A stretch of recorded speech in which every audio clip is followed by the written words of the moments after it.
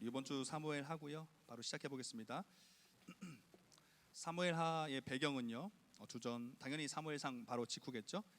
1010년부터 970년 경이고요. 다윗 왕이 이스라엘을 통치한 것과 그리고 그 이후에 다윗 왕조의 쇠퇴에 대해서 기록하고 있어요. 다윗 왕이 이스라엘 다스리는 것 그리고 다윗 왕조의 쇠퇴에 대해서 기록하고 있는 게 바로 사무엘하입니다. 사무엘하의 이 신학적인 메시지를 좀 정리해 보면 하나님은 자신이 예비하신 왕을 통해서 언약 백성을 통치하신다. 다스리심. 그리고 완벽하진 않더라도 자신이 택한 한 사람을 통해서 하나님께서는 구속 역사를 이뤄 가신다라는 게 중요한 메시지입니다. 전체적인 구조는 사무엘상과 비슷한데요. 전반, 중반, 후반으로 나뉩니다. 1장부터 10장까지가 전반인데 이 내용은 다윗의 이스라엘 왕 등극 그리고 그 이제 왕이 되었으니까 왕권을 강화하겠죠, 견고히 하겠죠. 그 내용이 적혀 있고요. 좀 더 구체적인 부분들을 좀 살펴보면 다윗은요 사울이 죽은 후에 유다의 왕이 됩니다. 유다 지파의 한 왕이 돼요. 이스라엘 전체가 아니라. 이 기간 동안요 계속해서 북이스라엘과 남유다가 분열하기 시작하고 갈등이 있어요. 갈등이. 그리고 그 과정 가운데 북이스라엘은 점점 더 쇠퇴하기 시작하고요 내분을 겪고 위기를 맞이합니다. 그런 가운데 이스라엘 장로들이 헤브론에 있던 이 다윗을 찾아와서 통일 왕국의 왕이 되어 달라고 요청하셔요. 그리고 다윗은 장로들 앞에서 하나님 앞에 언약하고 기름 부음 받으며 통일 왕국의 진짜 왕이 되는 거죠. 근데 다윗이 온 이스라엘 통일 왕국의 왕이 되면서 기름 부음 받은 게 그때가 처음이 아닙니다. 여러분들 이제 사무엘 말씀을 쭉 읽어 보시면 아시겠지만 첫 번째가 언제였냐면 10대 때 사무엘이 집으로 찾아와서 가족들 앞에서 기름 부음 받은 게 첫 번째였고요. 그때 이미 당신은 이스라엘의 왕이 된다라는 이야기를 들은 거예요. 두 번째가 언제냐? 20대 때 유다 지파에서 또 왕이 될 때 기름 부음 받습니다. 마지막 세 번째가 지금 좀 전에 말씀드린 이 상황이었어요. 이게 뭘 의미하냐면 하나님께서 약속하셨죠. 10대 때 하셨어요. 적어도 20년 뭐 짧으면 15년일 수도 있는데 이렇게 오랜 시간이 걸렸다는 거예요. 그 약속의 성취가. 하지만 어떻습니까? 반드시 뭐예요? 성취는 돼요. 반드시 성취된다라는 겁니다. 하지만 그때는 우리가 정하는 게 아니라 하나님이 정하시는 거죠. 다윗의 입장에서 보면 당장 이루어지면 좋겠죠. 10대 때 기름 받은 다음 날 왕위에 등극하면 좋겠는데 안 됐습니다. 저 들판을 헤매고 쫓겨다니고 광야를 뛰어다닐 때 사울에게 쫓겨다닐 때 죽을 위해 처했을 때 그때라도 됐으면 좋겠는데 그때도 안 됐어요. 하나님의 때가 있었다라는 겁니다. 약속하시는 분 반드시 성취하시는 분 다만 하나님의 때에 성취하시는 분 이게 말씀 가운데 확인할 수 있는 거예요. 그래서 하나님 우리가 확인할 수 있는 뭐냐면 하나님은 자신의 약속 성취를 위해 뭘 하시는 분이에요? 모든 것을 준비하셔요.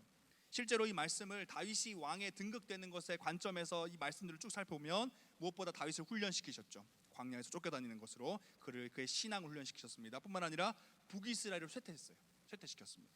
사울 왕이 거기서 계속 권세를 잡고 있고 그 이어지는 왕들이 권세를 잡고 있었으면 통일될 수 없었을 겁니다. 쇠퇴시켰고 또 백성들에게 서로 적대적인 마음을 다 없애주고 계셨어요. 다윗은 통일왕국 이스라엘 왕이 되기 위해서 기름 부음 받은 곳이 바로 헤브론인데 이 땅도 하나님이 이 지역도 준비하셨어요. 이 지역의 이름이 뭡니까? 형제됨, 하나됨의 장소. 실제로 이 이스라엘 지명들을 통해서 역사가 일어난 것들 살펴보면 굉장히 유의미한 것들이 많은데 일단 이 헤브론만 봐도 그렇죠. 헤브론에 있던 다윗에게 찾아와서 통일 왕국의 왕이 되어 달라라고 하죠. 근데 헤브론의 이름이 뭡니까? 형제됨, 하나됨이에요. 이런 것들을 다 준비하셨다는 겁니다. 그래서 결국은 뭐예요? 조급하고 절망하지 말자. 우리 하나님의 때를 기다리는 청년들 많잖아요. 청년 이때는 다 하나님의 때를 기다리는 것 아닙니까? 신앙이 있다면 하나님이 원하시는 걸 하고 싶으니까 기다리고 멈춰 있는 게 우리 때 아닙니까? 근데 그런 우리에게 하나님이 뭘 말씀하셔요? 사무엘서 말씀을 통해서 기다려라. 조급하지 마. 반드시 이루어진다. 언제? 모든 것이 준비된 가장 완벽한 때 다 이루어진다. 그리고 놀랍게도 한 개인을 향한 하나님의 뜻이 성취되는 것인데 하나님께서는 그것을 통해서 하나님께 철저히 순종하며 그때를 기다리며 그때가 되었을 때 그것을 기쁨으로 받아들이는 그 사람의 인생을 통해서 또 하나님 나라 확장이라는 구원 사역, 엄청난 사역도 또 동시에 이루어 가시는 거예요. 그러니까 단순히 나의 인생이 어떤 이루어졌다, 나의 인생은 하나님의 뜻이 이루어졌다로 끝나지 않고 그 인생을 통해서 또 하나님 나라라는 큰 하나님의 구원 사역도 그 부분 가운데 이루어진다는. 다윗의 인생이 그렇잖아요, 그렇죠? 그래서 왕위에 오른 다윗 부분인데요. 강력한 지도력을 바탕으로 그는 왕권을 강화하면서 동시에 그가 또 뭘 했냐? 하나님 섬기는 것 또한 잊지 않았어요. 그래서 뭘 했냐? 아비나답의 집에 있던 언약궤를 예루살렘으로 가지고 옵니다.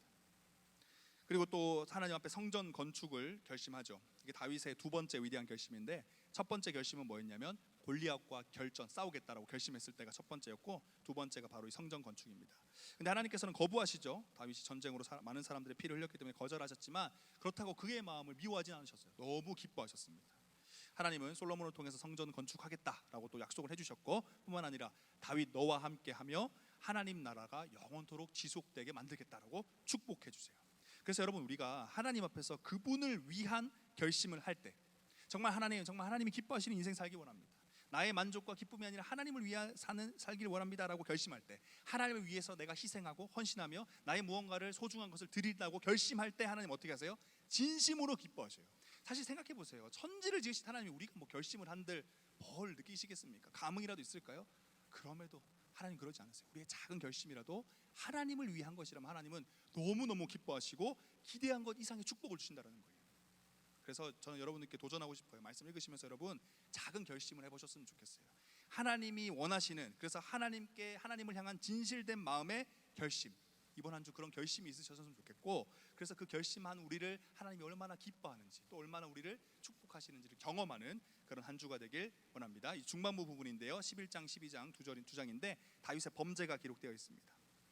암몬과 전쟁을 할 때 다윗이 전쟁에 안 갔죠. 사실 다윗은 항상 전쟁터에 갔고 거기서 하나님의 뜻을 구하는 게 그의 모습이었는데, 이때는 안 나갔어요. 왕궁에 있었는데 이때 바로 우리가 잘 아는 밧세바 사건이 벌어졌습니다. 다윗이 있어야 했던 곳은 사실 전쟁터예요. 그렇다고 우리가 뭐 전쟁터에 항상 나가 그런 의미가 아니라요, 다윗에게 있어서 전쟁터는 뭐였냐면 하나님 앞에서 그가 영적으로 깨어 있을 수 있는 곳이었어요. 하나님 앞에서 영적으로 깨어 있을 수 있는 곳. 그렇다면 우리는 이렇게 생각해 봐야 됩니다. 나는 어느 곳에 있는가 지금? 다시 말해서 여러분이 서 있는 그곳이 여러분들의 영적으로 깨어 있을 수 있는 곳입니까? 아니면 여러분들의 영적인 눈을 다 어둡게 만들어서 죄의 유혹에 노출되게 만드는 곳입니까? 우리 자리를 잘 선택해야 돼요. 다윗에게 있어서 다윗은 왕궁에 있으면 안 됐죠. 그러니까 죄의 유혹에 받아서 무너지고 만 겁니다. 그래서 우리는 죄의 유혹이 있는 자리에서 일어나서 그 자리를 떠나야 돼요.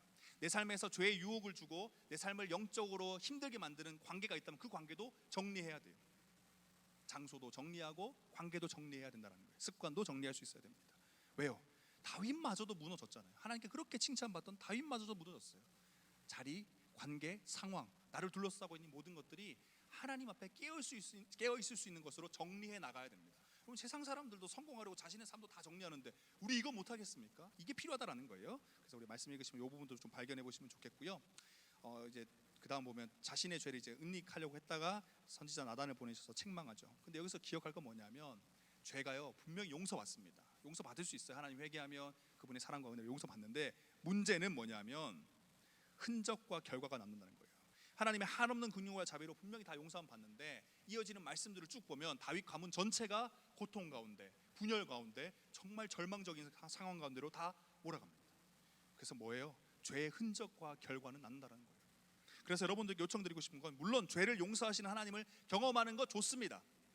그런데 이왕이면요, 거룩을 기뻐하시고 축복하신 하나님을 경험하자라는 거예요. 다 죄짓고 용서받고 죄의 흔적과 결과로 고통스러워하고, 또 괜찮아졌다가 또 죄짓고 용서받고, 이런 패턴을 좀 벗어나서 거룩을 추구하는 인생, 그래서 기쁨 받고 날마다 감격을 누리며 축복받는 그런 인생을 여러분들이 경험을 했으면 좋겠어요. 그래서 잊지 말아야 될 건 뭡니까? 다윗 삶을 통해서 볼 수 있는 건 흔적과 결과는 남는다. 용서는 받지만. 그래서 후반부가 이제 그 흔적과 결과에 대한 적나라한 기록들인데요, 얼마나 비참한지 몰라요. 후반부 보면 제가 가로 연 곳 보면요, 다윗의 셋째 아들 압살롬이요, 누나 다말이 암논에게 성폭행 당한 걸 보고 2년 동안 살인 계획을 해요. 실제로 살해를 하고 도망자의 삶을 살아갑니다. 그 과정 가운데 심지어 어디까지 가냐면 아버지에게 반역까지 해요. 반역한 것도 고통스러운데 죽기까지 합니다. 반역은 당연히 실패로 끝났고요. 그래서 다윗이요, 나중에 압살롬이 죽은 걸 보고 얼마나 통곡하는지 몰라요. 이게 다윗의 죄의 흔적과 결과입니다. 뿐만 아니라 남북 이스라엘이요, 또 전쟁을 하게 됐고요, 반역도 또 일어났고요. 또 뿐만 아니라 점점 더 이스라엘 왕국의 쇠퇴, 어려움이 점점 더 나타나기 시작하는 게 바로 이 죄의 결과였습니다. 그래서 제가 마지막에 개인과 공동체가 범한 죄는 쓰디쓴 흔적과 결과를 남긴다. 공동체까지 포함시킨 거냐, 우리 섬기미들에게 얘기하는 리더들. 아무리 작은 공동체도 그 리더들의 죄가 공동체 전체를 아프게 만듭니다. 여러분, 그래서 긴장해야 됩니다. 자, 그래서 여기까지가 우리 사무엘 하 개관이었고요. 우리 이번 주도 말씀 한번 잘 읽어보시면서 쫓아가셨으면 좋겠고, 우리 말씀 다 읽으신 분들 제가 이름 써서 기록 좀 남겨달라고 그것도 같이 올려뒀는데 우리 카카오 채널 가면 있으니까 거기 기록도 남겨주시면 내가 잘 쫓아가고 있나 확인도 가능하니까요. 함께 갔으면 좋겠습니다.